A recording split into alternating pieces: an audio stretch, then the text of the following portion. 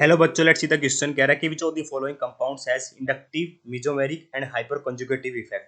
तो कह रहा है कि इनमें से ऐसा कौन सा कंपाउंड है जिसमें इंडक्टिव इफेक्ट भी लग रहा है, मेसोमेरिक इफेक्ट भी लग रहा है, हाइपर कंजुगेटिव इफेक्ट भी लग रहा है। तो देखिए बेटा, इंडक्टिव इफेक्ट में क्या होता है, शिफ्टिंग होती है केवल इलेक्ट्रॉन डेंसिटी की। क्या होती है बेटा? शिफ्टिंग ऑफ इलेक्ट्रॉन डेंसिटी होती है।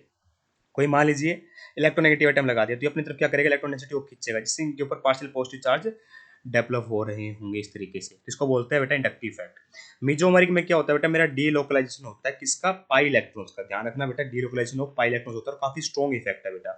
ठीक है, इंडक्टिव इफेक्ट वीक था। ठीक है, और हाइपर कंजुगेशन में क्या होता है बेटा, मेरा यहाँ पे भी डीलोकलाइजेशन होता है तो ये भी स्ट्रॉन्ग इफेक्ट है, पर ये मेसोमेरिक से कम स्ट्रॉन्ग है बेटा। ठीक है, क्योंकि यहाँ पे डीलोकलाइजेशन ऑफ सिग्मा इलेक्ट्रॉन्स होता है, ध्यान रखना।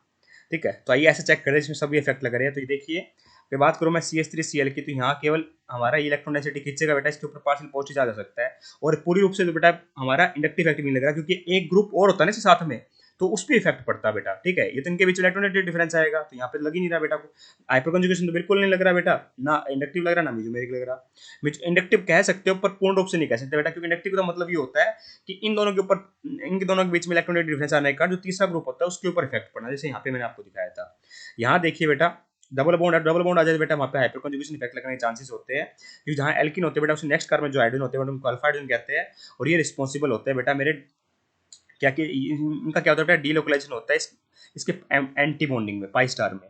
ठीक है, अगर डीलोकलाइजेशन होगा इसके एंटी बॉन्डिंग में, ठीक है, तो यहाँ पे हाइपर कंजुगेशन इफेक्ट लगेगा। पर मेसोमेरिक इफेक्ट क्यों नहीं लग रहा बेटा यहाँ पे? क्योंकि डीलोकलाइजेशन नहीं हो रही है पाई इलेक्ट्रॉन्स की, ध्यान रखना। ठीक है, और यहाँ पे कोई इलेक्ट्रोनेगेटिव खास डिफरेंस नहीं आ रहा। हालांकि ऐसे मान सकते हो कि ये कार्बन sp2 हाइब्रिडाइज्ड है और ये sp3 हाइब्रिडाइज्ड है ना, तो हल्का हल्का इफेक्ट मान सकते हो, पर इतना डिफरेंस नहीं आ रहा है। तो मेजरली बेटा केवल यहाँ पे हाइपर कंजुगेशन ही लग रहा है। ठीक है, सेकंड थर्ड में देखिए बेटा, इलेक्ट्रोनेगेटिव आइटम लगा है तो ये माइनस इफेक्ट लगा सकता है एक तो ये। और इस तरीके से मस्ट डीलोकलाइजेशन जो होती है बेटा पाई इलेक्ट्रॉन्स की, मतलब मेसोमेरिक भी लग रहा है। ठीक है, इंडक्टिव तो बता ही दिया बेटा। और डबल बॉन्ड से नेक्स्ट कार्बन पे बेटा अल्फा हाइड्रोजन प्रेजेंट है, तो इसका मतलब मेरा क्या है, हाइपर कंजुगेशन भी लग रहा है। तो सारी चीज इसमें लग रही है बेटा थर्ड में। यहाँ बेटा मस्त इंडक्टिव मेसोमेरिक, मेसोमेरिक इफेक्ट में बेटा जनरली वैसे ना नॉन पेयर का इन्वॉल्वमेंट जरूरी होता है सब्सटेंट ग्रुप का। ठीक है, फिर रेजोनेंस की फॉर्म में बोलना चाहे तो यहाँ पर रेजोनेंस तो हो ही रही है। ठीक है, दूसरी बात बेटा, यहाँ पर हाइपर कंजुगेशन यहाँ भी लग रहा है, डबल बॉन्ड नेक्स्ट कार्बन पे अल्फा हाइड्रोजन है। ठीक है, पर sp3 हाइब्रिडाइज होना चाहिए बेटा, वो भी ध्यान रखना। तो यहाँ sp3 हाइब्रिडाइज नहीं है, तो इसका मतलब ये भी हमारा आंसर नहीं होगा। ठीक है, और इंडक्टिव इफेक्ट वैसे लग ही नहीं पा रहा।